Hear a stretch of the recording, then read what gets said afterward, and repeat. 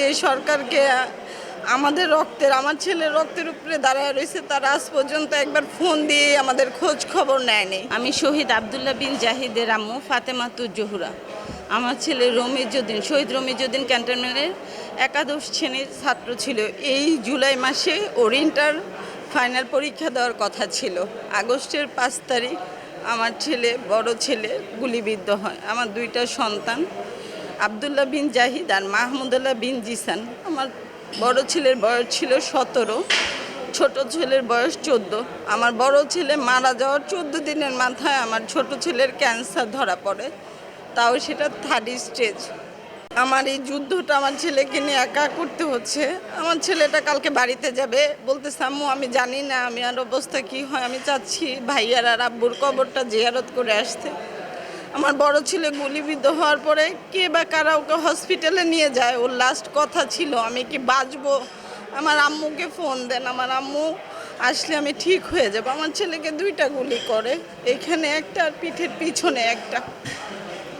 3-4 মিনিটও জীবিত ছিল। খুব কষ্টেও আমার ফোন নাম্বারটা আর ওর নামটা বলতে পারছে। আমার ছেলেকে গুলি করছে 5ই আগস্ট আনুমানিক 8:30টায়, কারণ আমার ছেলের সাথে আমার 7:36-এ 19 সেকেন্ড কথা হয়েছে। তখন আমার ছেলে সুস্থ, বলছে আম্মু আমি এয়ারপোর্টের মাথায় আসছি, আধা ঘন্টার মধ্যে ব্যাক করতেছি। 8:10-এ আমার হসপিটাল থেকে ফোন আসে যে আমার ছেলে গুলিবিদ্ধ। সবার কাছে আমার একটাই চাওয়া, সবাই যেন আমার বড় ছেলের জন্য, আমার হাজব্যান্ডের জন্য এবং আমার ছোট ছেলেটা যেন সুস্থ হয়ে যায়, সবাই যেন আমার ছোট ছেলের জন্য দোয়া করে। আসলে আমাদের দিন কিভাবে যাচ্ছে, আমরা কিভাবে চলতেছি, এগুলো জিজ্ঞেস করা কেউই আমাদের পাশে নাই। একটা মাই জানে যে সে কি হারাইছে, মার সাথে যে মা সন্তান হারায় সেই শুধু বুঝতে পারে তার কষ্টটা কতটুকু। 25 তারিখে ওকে আমি অপারেশনের জন্য হসপিটালে ভর্তি করাবো, আর 26 তারিখ দুপুর 2টার দিকে ওর অপারেশন হবে হাইটেকে, কচুকে হাইটেকে। গত মাসের 18 তারিখ ওর আব্বু ব্রেন স্ট্রোক করে মারা যায়। আজকে 36 দিন আমার হাজব্যান্ড নাই দুনিয়াতে। শুধু এখন আমার বড় ছেলের পরে যদি কেউ থেকে থাকে আমার এখন ছোট ছেলেটার আছে।